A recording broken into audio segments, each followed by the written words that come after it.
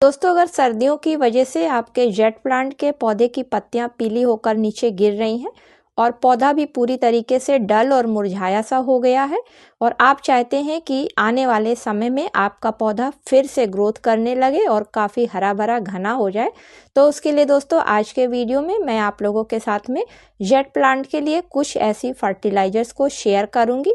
इसी के साथ में कुछ ऐसे कामों को भी शेयर करूंगी जिनको कि अगर आप अपने जेट प्लांट के पौधे पर जनवरी खत्म होने से पहले या फिर 15 फरवरी तक कर देते हैं तो निश्चित रूप से आपका जेट प्लांट फिर से एक नई ग्रोथ को स्टार्ट करने के साथ में काफ़ी हरा भरा और घना हो जाएगा। नमस्कार दोस्तों, आप सभी का अपने चैनल पर एक बार फिर से स्वागत है। तो चलिए दोस्तों वीडियो की शुरुआत करती हूँ।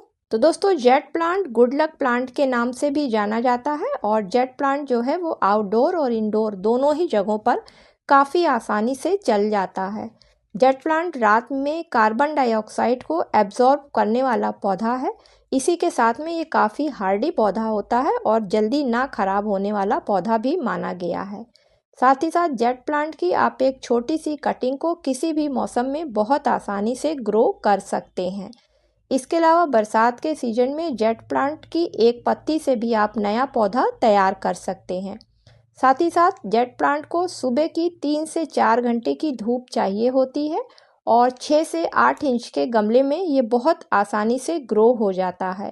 इसी के साथ साथ जेट प्लांट को बहुत कम पानी की ज़रूरत होती है क्योंकि ये पौधा एक सक्यूलेंट पौधा होता है और ये अपनी पत्तियों में और अपने तनों में पानी को स्टोर करके रखता है।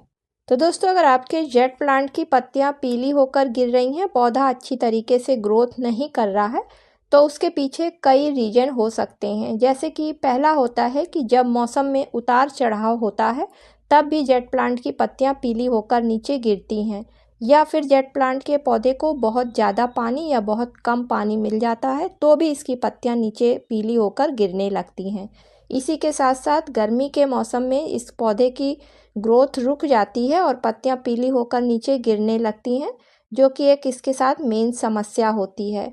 क्योंकि दोस्तों, गर्मी के मौसम में जो सभी पौधों की तरीके से ये पौधा भी बहुत जल्दी जल्दी अपना भोजन बनाता है, जिसकी वजह से इसमें पानी के साथ साथ मिट्टी के जो पोषक तत्व होते हैं वो सब भी बाहर निकलते रहते हैं और उस मिट्टी में फिर पोषक तत्वों की कमी हो जाती है।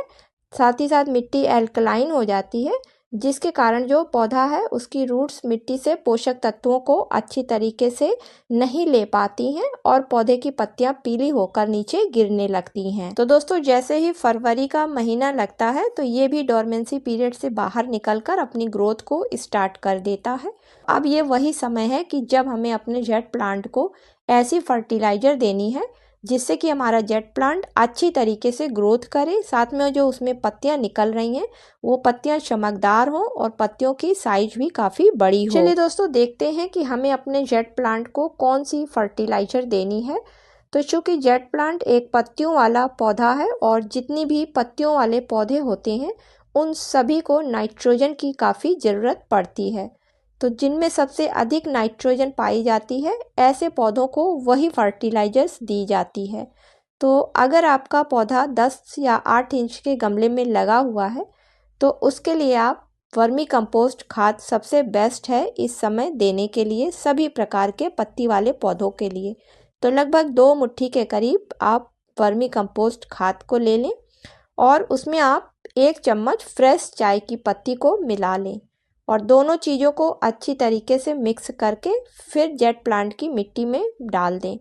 क्योंकि दोस्तों, चाय की पत्ती में भी 4% नाइट्रोजन पाई जाती है और वर्मी कंपोस्ट खाद में लगभग 3% के करीब नाइट्रोजन पाई जाती है। इसी के साथ में ये दोनों फर्टिलाइजर्स जो होती हैं वो ऑर्गेनिक होती हैं। अगर कम ज़्यादा कुछ हो जाता है तो पौधे पर उसका कोई फ़र्क भी नहीं पड़ता है। इसी के साथ में चाय पत्ती में एक टेनिन नामक एसिड पाया जाता है, जिसकी वजह से पौधे की पत्तियों पर किसी तरीके की बीमारी नहीं लगती है। साथ ही साथ जो पत्तियां नई निकलती हैं वो काफ़ी शाइनिंग वाली होकर निकलती हैं। तो दोस्तों, अगर इन दोनों फर्टिलाइजर्स का आप अपने पौधों पर महीने में एक बार इस्तेमाल करते हैं, साथ ही साथ 3 से 4 घंटे की सुबह की पौधे को धूप दिखाते हैं, तो रिजल्ट के रूप में आप देखेंगे कि आपका जेट प्लांट काफ़ी हरा भरा और घना है। साथ में जो नई पत्तियां निकल रही हैं वो काफ़ी शाइनिंग वाली हैं और बड़ी पत्तियां भी साइज में हैं।